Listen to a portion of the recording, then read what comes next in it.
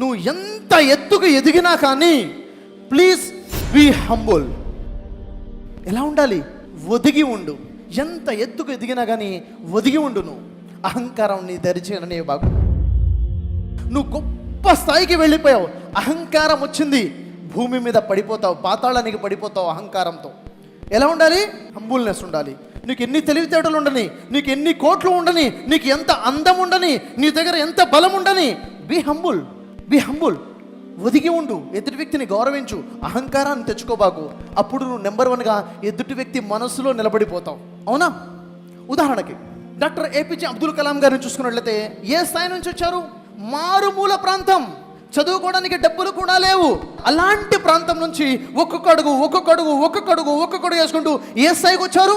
భారతదేశానికి రాష్ట్రపతిగా ఎదిగారు. అవునా కాదా? అంతేకాదు, ద గ్రేటెస్ట్ సైంటిస్ట్గా ఎదిగారు. అంతేనా? మిసైల్ మ్యాన్ అనే బిరుదును కూడా పొందారు. ఆయనకి 40 యూనివర్సిటీస్ డాక్టరేట్ బిరుదును కూడా ఇచ్చాయి. ఆయన ఎవరు అనుకుంటున్నారు?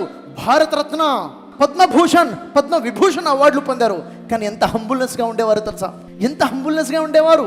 ఎప్పుడు తనలో అహంకారాన్ని చూపించేవారు కాదు. అంత పెద్ద స్థాయికి వెళ్ళారు. భారతదేశానికి మొదటి పౌరుడు, రాష్ట్రపతి అయినా అహంకారంగా ఎప్పుడు చూడలేదు.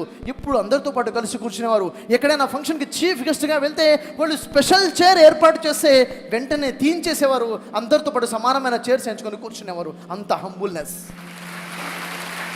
అంటే మనకేమర్థమవుతుందో తెలుసా? నువ్వు చాలా ఎత్తుకు ఎదగాలి అంటే అక్కడ ఒక ఫార్ములా ఉంది. ఏంటది? గాలిపటం ఆకాశంలో ఎత్తుకు ఎదిగిపోవాలంటే దాని దారం భూమితో కనెక్ట్ అయి ఉండాలి ఎక్కడో దగ్గర. దాన్ని పట్టుకున్నవాడి చేతిలో దారం ఉండాలి. పట్టుకున్నవాడు ఎక్కడో దగ్గర భూమి దగ్గర కనెక్ట్ అయి ఉంటాడు. అప్పుడే గాలిపటం పైకి. దారం కట్ అయిపోయిందా? కనెక్షన్ భూమితో కట్ అయిపోయిందా? హంబుల్నెస్ తెగిపోయిందా? అది ఎక్కడో పడిపోతుంది, ఎక్కడో చిక్కుపడిపోతుంది. ఎదుగుదల అనేది ఇక మిగిలి ఉండదు. సార్ నో, మనకు కావాల్సిందంటే హంబుల్నెస్. హంబుల్నెస్ కావాలి మనలో. ఎంత ఎత్తుకు ఎదిగినా కానీ ఒదుగుదల మనలో కావాలి. లీడర్షిప్ క్వాలిటీస్ ప్రతి ఒక్క వ్యక్తి కూడా అర్థమయ్యే విధంగా చెప్పడమే కాకుండా మీ జీవితాల్లో ఆ క్వాలిటీస్ వచ్చే విధంగా చేయడం కోసమే నేను మీ అందరి కోసం ఒక వర్క్షాప్ ప్లాన్ చేశాను.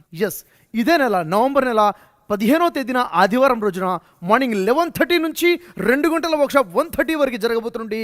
ఆన్లైన్లో లైవ్ వర్క్షాప్ జరగబోతుంది. 22 ఎసెన్షియల్ బెస్ట్ లీడర్షిప్ క్వాలిటీస్. ఇది ఎవరి కోసం అంటే మీకోసమే.